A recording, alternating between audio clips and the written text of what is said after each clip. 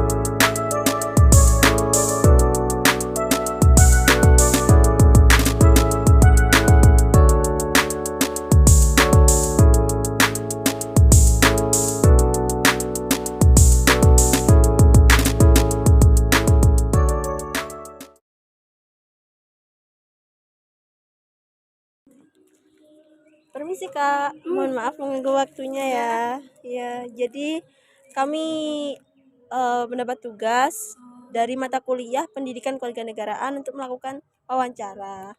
Nah, apakah Kakak berkenan untuk meluangkan waktunya untuk kami wawancarai? Yang apa? Sebelumnya ini kalau boleh tahu Kakak dengan siapa ya? Perkenalkan, nama saya Kansa Mujahidah dari Fakultas FKIP. Oh ya, untuk mungkin langsung bisa disampaikan oleh teman saya saja ya pertanyaannya. Baik Kak, pertanyaan yang pertama, menurut Kakak, apakah usaha negara dalam menjalankan Undang-Undang Nomor 13 Tahun 2011 Pasal 34 Ayat 1 yang berbunyi fakir miskin dan anak-anak yang terlantar dipelihara oleh negara sudah dilakukan dengan baik?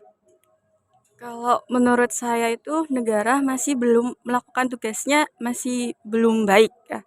Karena yang saya lihat di sekitaran saya itu masih banyak sekali orang-orang yang masih dalam golongan miskin. Dan juga kalau misal ada bantuan itu masih belum tepat sasaran gitu, Kak. Untuk pertanyaan yang kedua ya Kak, bagaimana peran dunia pendidikan dalam mendukung pelaksanaan Pasal 34 ayat 1, terutama dalam pengurangan angka kemiskinan dan anak terlantar? Kalau menurut saya itu pendidikan itu kan sangat penting ya, karena kita dari pendidikan itu kan bisa memperoleh pengetahuan. Nah, nanti pengetahuannya itu bisa kita olah lagi sehingga kita bisa mendapatkan pekerjaan yang baik dan juga bisa meningkatkan derajat kita gitu. Pertanyaan terakhir ya Kak, mengapa penting bagi negara untuk memberikan jaminan sosial kepada warganya? Kalau menurut saya sih jaminan sosial itu kan pasti penting ya, karena setiap warga negara kan pasti butuh jaminan sosial seperti kayak kesehatan itu kan pasti perlu kan, dari kesehatan juga, terus juga mencegah kemiskinan. Pasti kan setiap warga negara kan ingin tidak miskin kan, ingin memperoleh agar hidupnya tuh bisa lebih baik kan gitu. Ya, baik. Terima kasih ya Kak untuk waktunya. Mohon maaf mengganggu waktunya. Baik, mari. Permisi Kak, kita kan ada tugas kelompok untuk wawancarai. Apakah kakaknya boleh diwawancarai? Boleh. Oke, sebelumnya boleh perkenalkan dulu namanya siapa, dari fakultas apa? Oh, aku masih Tra Junior 3 Putri, aku dari FISIP. Oke, untuk pertanyaannya diberikan oleh teman saya ya Kak ya.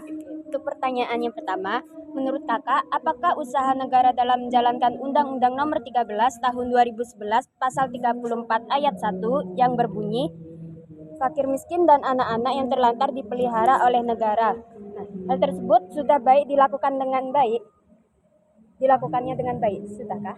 Oh, menurutku nih. Ya, Menurut saya sih enggak ya, karena dari yang kita lihat di Indonesia masih banyak fakir-fakir miskin ya. Ya. Jadi kayak masih belum sejahtera lah.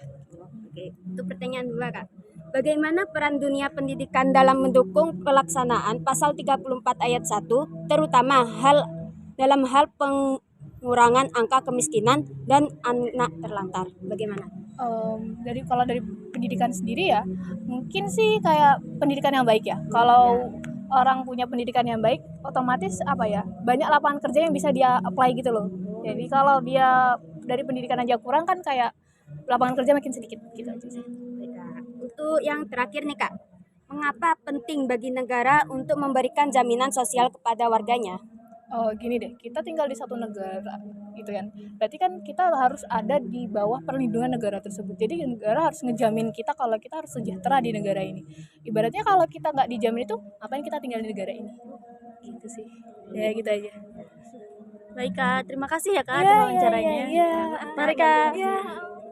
Permisi Kak, sebelumnya perkenalkan saya Siva Fauzia. Saya ada tugas, kami dari kelompok 5 itu ada tugas untuk wawancara mengenai pendidikan kewarganegaraan. Sebelumnya boleh minta waktunya buat kakak wawancara? Boleh. Bisa perkenalkan diri dulu Kak, nama kakak siapa? Nama aku Bintang Afra Kirania Ya, dari fakultas? FKIP. Oh, FKIP juga. Untuk pertanyaannya teman saya yang bakal menanyakan. Baik kakak, mohon waktunya sebentar nggih.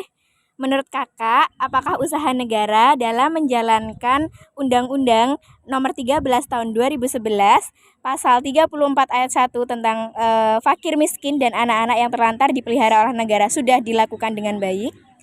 Pelihara dengan baik ya. Oh, kalau menurut saya sih ya, melihat Indonesia yang angka kemiskinannya tuh masih tinggi, kayaknya pasal itu masih belum dijalankan dengan baik sih menurut aku sih, pribadi. Oh, seperti itu ya Kak. Ya. Untuk pertanyaan yang nomor 2, bagaimana peran dunia pendidikan dalam mendukung pelaksanaan pasal 34 ayat 1, terutama dalam hal pengurangan angka kemiskinan dan anak terlantar itu tadi Kak? Tentang pendidikan ya untuk anak-anak miskin. Menurutku sih pendidikan itu emang penting banget. Jadi dari pendidikan itu anak-anak miskin tadi bisa dapat kesempatan buat mengembangkan dirinya sendiri dan bisa mengubah nasibnya itu tadi gitu. Gitu ya Kak ya. Ya. Terus untuk pertanyaan terakhir Kak, mengapa penting bagi negara untuk memberikan jaminan sosial kepada warganya? Karena ya itu kewajiban negara ya. Pentingnya jaminan sosial itu untuk memberi perlindungan, terus memastikan kesejahteraan masyarakat juga mencegah kemiskinan dan juga menjaga stabilitas sosial. Oh begitu ya Kak. Terima kasih ya Kak atas waktunya sudah menjawab pertanyaan dari kami. Semangat. Iya, makasih Kak.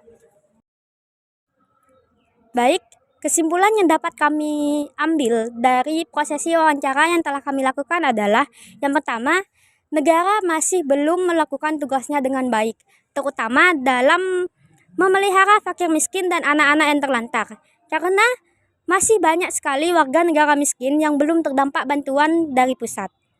Lalu yang kedua, dengan pendidikan, anak-anak dari keluarga miskin dapat memperoleh keterampilan dan pengetahuan yang baik, yang dapat meningkatkan peluang kerja mereka di masa depan. Lalu yang ketiga, jaminan sosial untuk warga negara adalah sangat penting. Mengapa? Karena untuk memberikan perlindungan dan memastikan kesejahteraan masyarakat, mencegah kemiskinan, dan menciptakan stabilitas sosial.